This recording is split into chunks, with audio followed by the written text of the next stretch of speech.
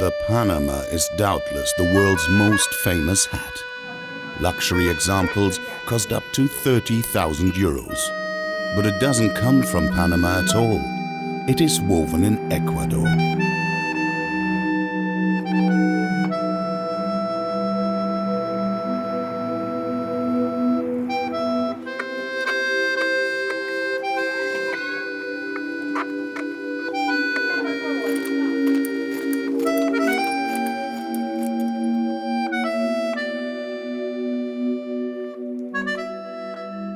Maria-Hilfer-Straße in Vienna.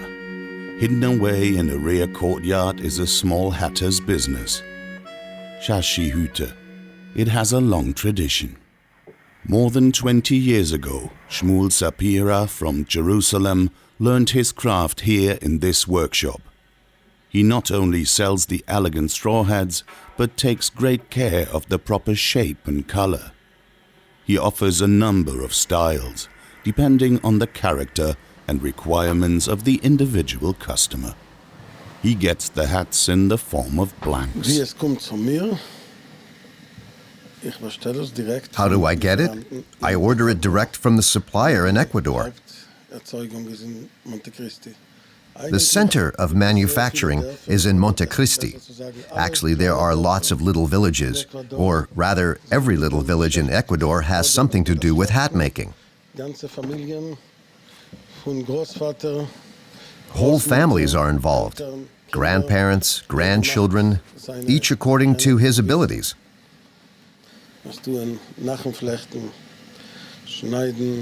Weaving, cutting, putting together, beating out, and various other finishing touches.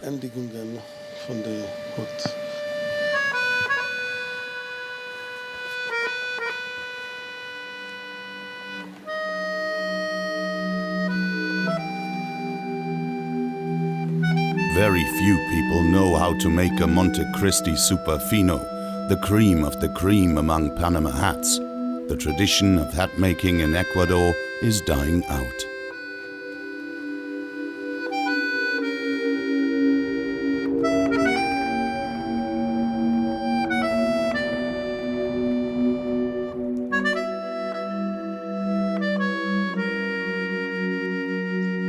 The village of Pile in the coastal region of Manabi. This is where most of the hat weavers live. The hilly hinterland of Ecuador's Pacific coast is the only place where the toquilla palm grows. Its young shoots provide the straw-like fibers for the hats. Dealers such as Victoria Pachai from Montecristi pay regular visits to buy the blanks. She knows all the hat weaving families in the area, and she knows who does good work. This is the home of Ronald Roca. He's 13 and an apprentice weaver at the local hat-making school. He is seen as particularly promising new blood. This hat here, she says, has more or less 16 points. She asks how much he wants to sell it for.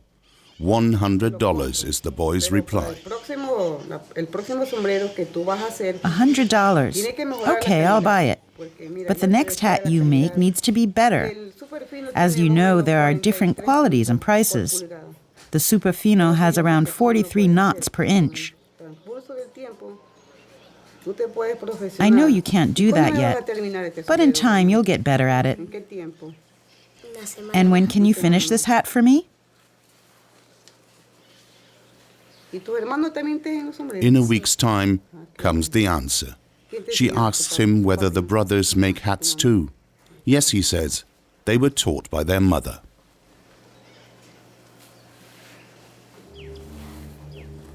More and more hat weavers are leaving Pile in search of better work.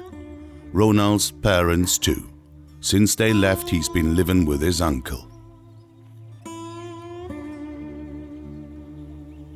Every morning at 7 he sets off to school with his cousins.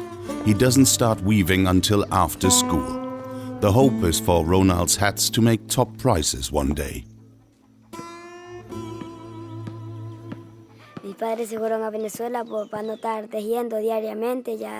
My parents went to Venezuela so that they wouldn't have to weave every day. They emigrated so that they could send us money. I have 4 brothers and no sisters.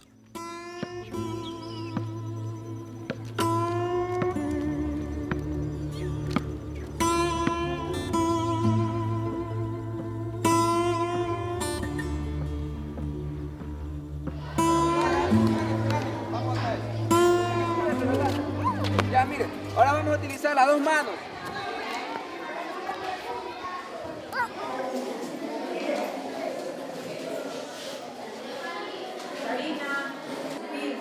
There are 240 children at the Domingo Sarmiento village school. Many of their families have another job on the side. Some cultivate a small field, or depending on the season, work as fishermen or on the harvest. But there's not much employment in the region.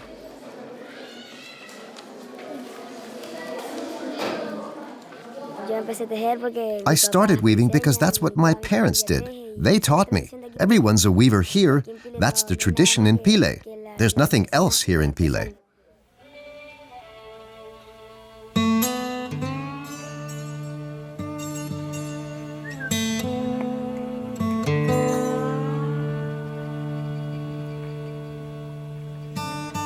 In Pile, they don't realize that a particularly good hat may fetch 100 times the average Ecuadorian monthly wage.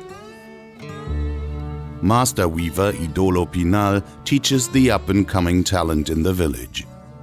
Even he lives in very modest circumstances with his family.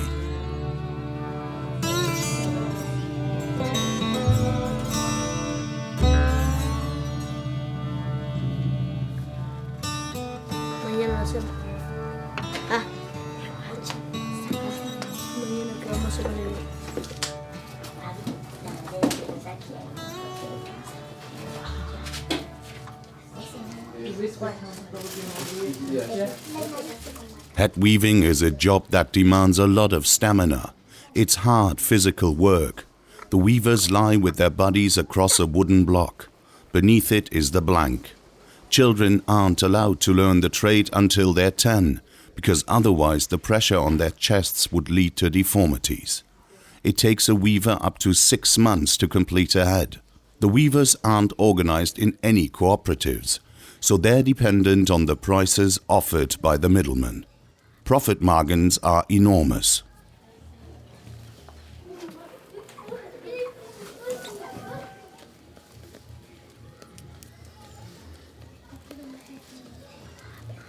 The quality of a hat depends on the fineness of the palm fibers and the number of woven rows. 1 thread up, 2 down. The finest hat of all, the Montecristi Superfino, has 43 to 52 rows per inch. Very few weavers can achieve this any longer.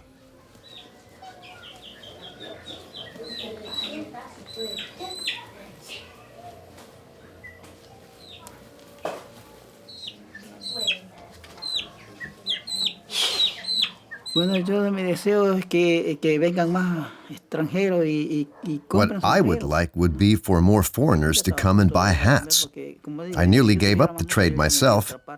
If I were younger, I'd move somewhere else. You spend 6 hours a day bent over like this. How many hours a month is that? I don't stop weaving because I like doing it. I've fallen in love with this work and I can't leave it. I'll go on weaving until the day I die, the day God calls me to heaven.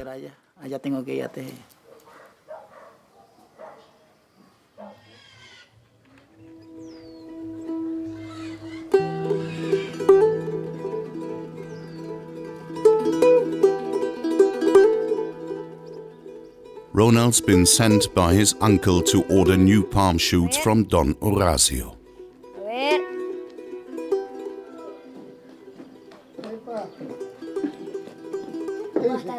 Buenas tardes. Yo era que venía a ver si me podía vender un mazapán. Vine a buscar mañana. Ya. Y la de mañana de tarde. Don Horacio first has to fetch them. He'll have them by tomorrow afternoon. All the hat weavers in Pile order their palm shoots from Horacio Olguin. He gets them from the wooded slopes not far from the village. Pile is in Manabi region, close to the Pacific. With its tropical humid climate, the coastal plain is very fertile.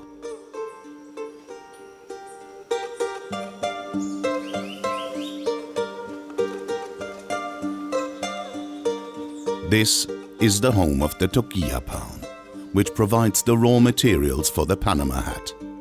The tree grows to between 3 and 5 meters because it's only the young shoots that are used. Horacio Ulguin inherited the land from his father.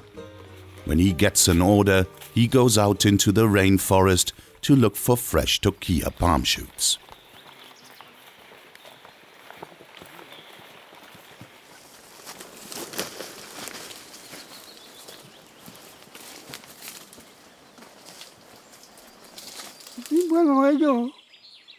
I learned from my parents how to cut, clean, and process the palm shoots. I got this field from my parents.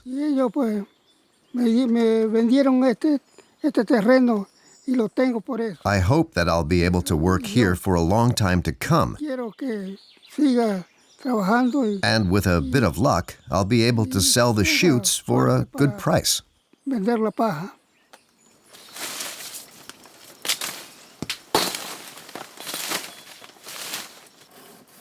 Horacio only cuts the shoots just before they open.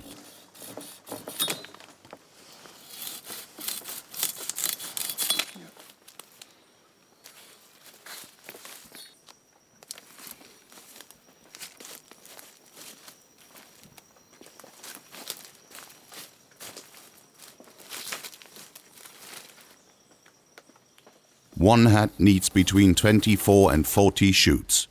It may take Horacio hours in the rainforest to collect that many. The finer the weave, the more choosy the hat weavers are.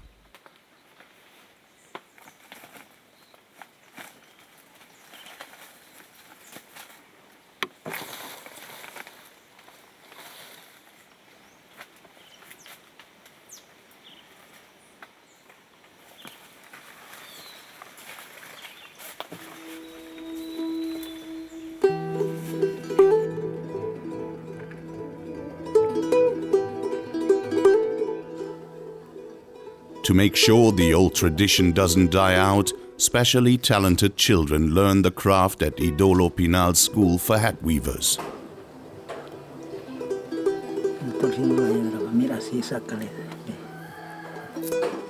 Ronald and Ingrid are practicing the art of producing fine straw threads. If they're too thin, though, they'll tear when they're being woven.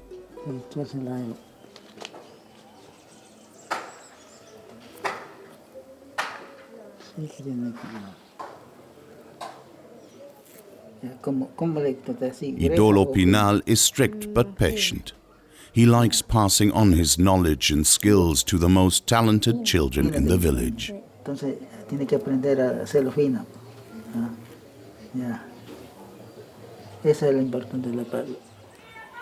It was always standard practice to teach your own children the craft of weaving, and doubtless it was an economic necessity too. But for a master craftsman to pass on the skill is a relatively new development. It's for them, not for me. They learn that it's for them. Tomorrow, they'll learn that it's a very good career when they get up to 50 degrees. You don't sell a hat like that for $200. Someone has to come who'll pay a fair price. Otherwise, it isn't worth it. It isn't right that you learn how to weave 40 or 50 rows and then only get $200 in Montecristi. The boys, at least, will migrate, because it's not worth working for that.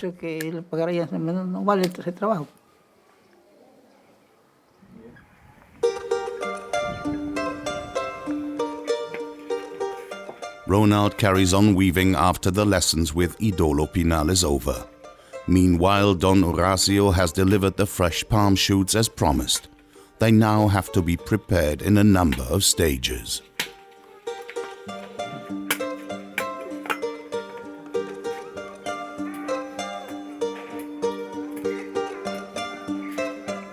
Behind the house, the shoots will later be boiled up in a large pot of water.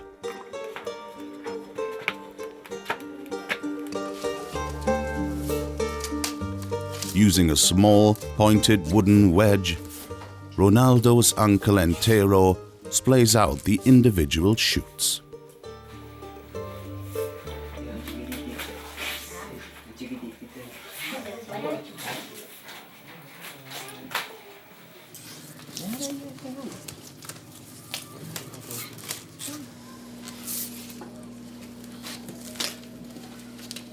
Only the particularly soft inner shoots are used.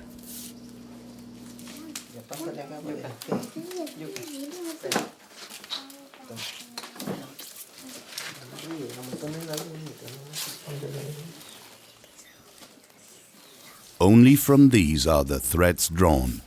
This is the way the finest and most supple weaving straw is produced.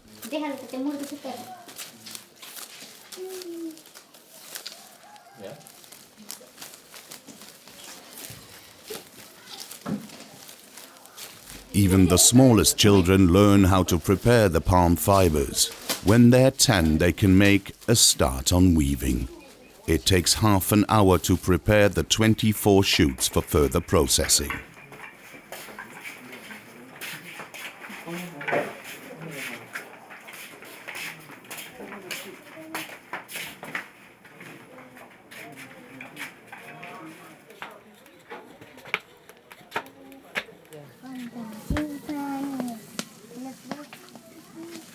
"49-year-old Entero now lays the fibers in boiling water for 4 to 5 minutes. This makes them even softer.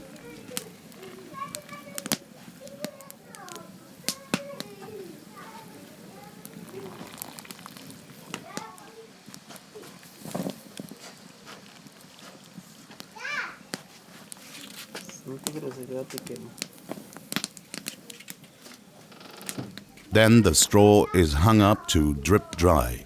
Everyone in the family is currently working on a hat.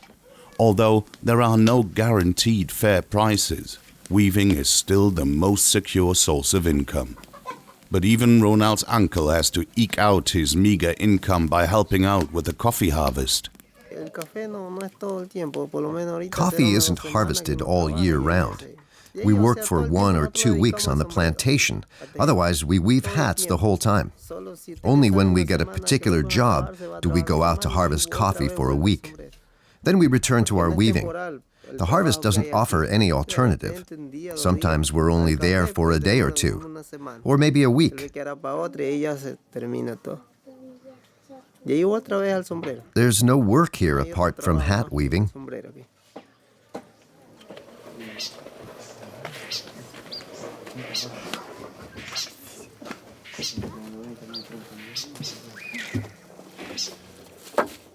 When they're dry, the palm fibers are put in a wooden box to bleach.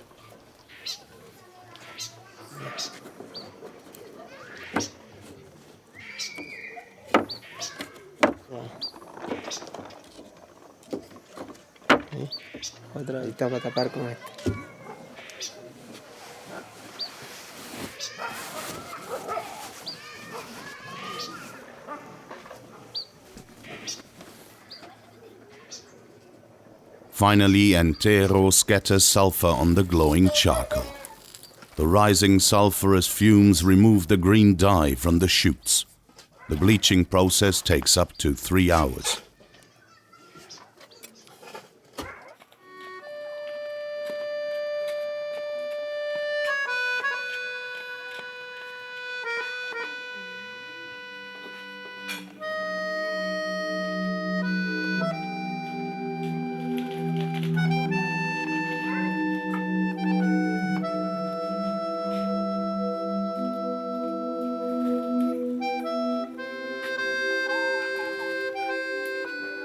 Like her friends, 13-year-old Ingrid Espinal dreams of going to the city to study. But she's also proud of being considered a weaving talent, and she'd like to perfect her craft at the weaving school.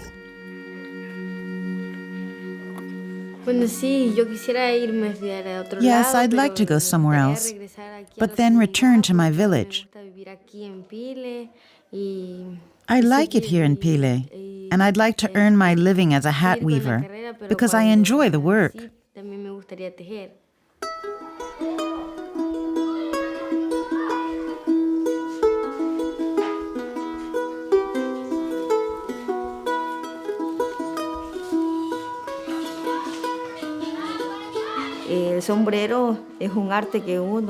Weaving hats is an art that no one can take away from you. It's something that you learn and it stays with you. I told my daughter that. I want her to go on learning for as long as God wills it. Ingrid's mother, Paulina, knows that her hats are sold on for many times the price that they get. But the business has worked on the division of labor principle since time immemorial. Here, they only make the blanks. We make the hats here, but we don't complete them. We make them raw, as we say. We don't have everything here. We don't know how hats are finished. We don't have the resources to buy the presses that would allow us to learn this.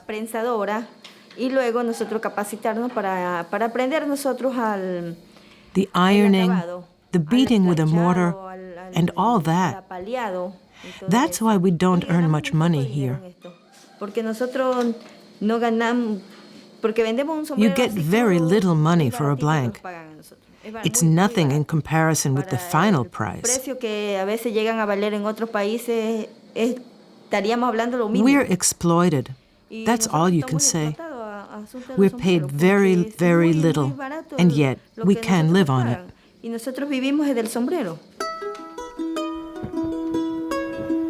Montecristi, a few kilometers from Pile, has been considered the home of the Panama hat since 1630. Today, the town specializes in finishing blanks produced in the surrounding villages such as Pile. This process consists mainly in hemming the rim and molding the hat into the ideal shape.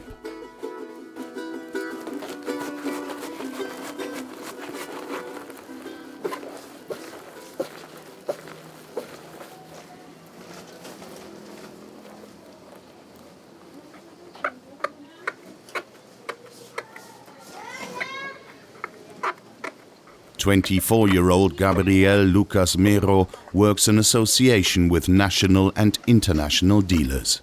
He tries to ensure a perfect rim, color and shape.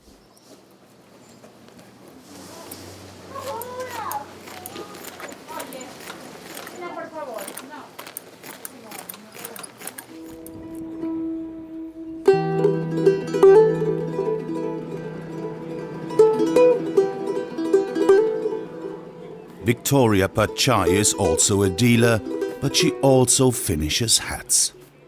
First, the blanks are put in the sun to bleach once more.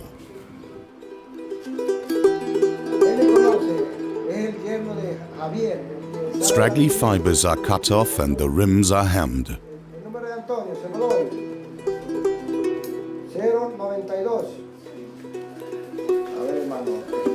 Victoria Pachai comes from an old hat-making tradition. The little shop in the middle of Montecristi has been in the family for generations. I'm the fourth generation. My great-grandparents already wove hats.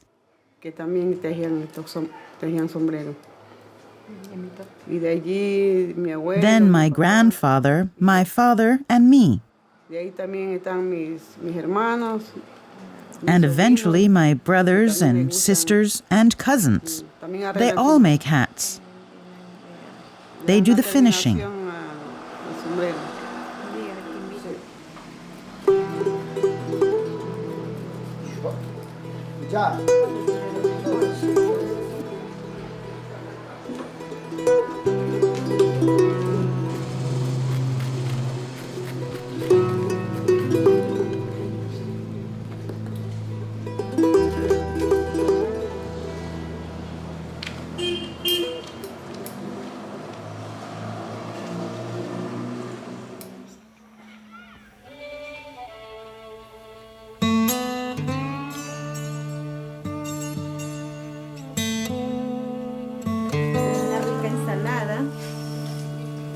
In order not to be dependent on middlemen, Paulina Ordonez is always trying to find a way of selling Panama hats herself. Mostly blanks, because Paulina only recently succeeded in finishing 2 actual hats. How? That's her secret. I have a wonderful hat here, a fino. I'll show it to you. It's handmade. This is fino. Sí, fino. ¿Ahora? Sí. Bien, bueno. Sí, Then the haggling with the potential buyers begins. ¿Cómo me queda? Chévere, bonito, le queda lindo. Claro, debería, claro, para usted, pues. Of course, the hat suits him, says Paulina, and not everyone has a hat of this quality. Sí, también me queda. Lindísimo, sí. Bueno, de acuerdo, entonces nos llevamos los 2 sombreros. One of the buyers makes an offer. Both hats for $600. Paulina is not impressed. ¿No le parece? No. Son 2 meses de trabajo. 2 months' work went into these, and she's not selling 2 hats for the price of 1.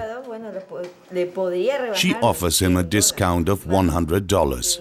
After all, she says he'd have to pay far more anywhere else, to which he can only agree. Claro. Tengo una pregunta. ¿Es cierto que uno puede tomar agua con el sombrero y no? He asks whether it's true you can scoop up water in the hat and not lose any. Yes, she replies. It's so finely woven that it's watertight. Se detiene el agua y el color queda igual también. And she assures him it'll keep its color once it's dry. In the end, the customers agree to take 2.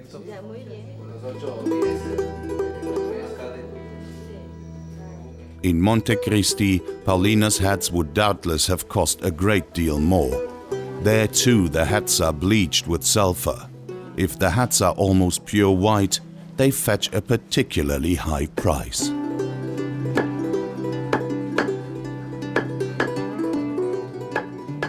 Gabriel Locasmero beats in the sulfur to make sure the hats are evenly bleached. But this also makes them soft, gives them a particularly compact weave, and hence waterproof.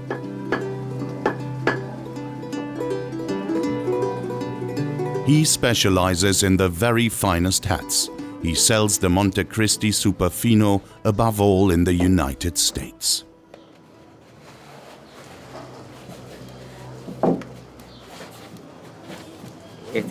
This hat is very fine. It takes longer to make. It costs a great deal. Abroad, people pay around $35,000 for one of these. The straw hats from Montecristi were for a long time sold via the trading hub of Panama. From there they find their way all over the world. And that's why they became famous as Panama hats.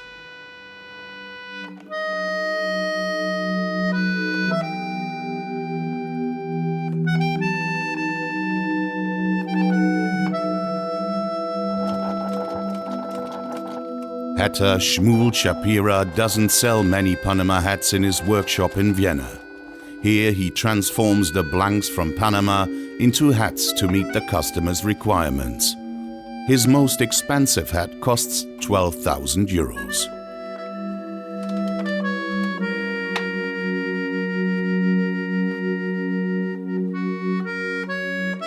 He prefers selling to customers with a sure sense of style. People who appreciate the unique quality, long craft tradition, and legend-rich history of the Panama hat.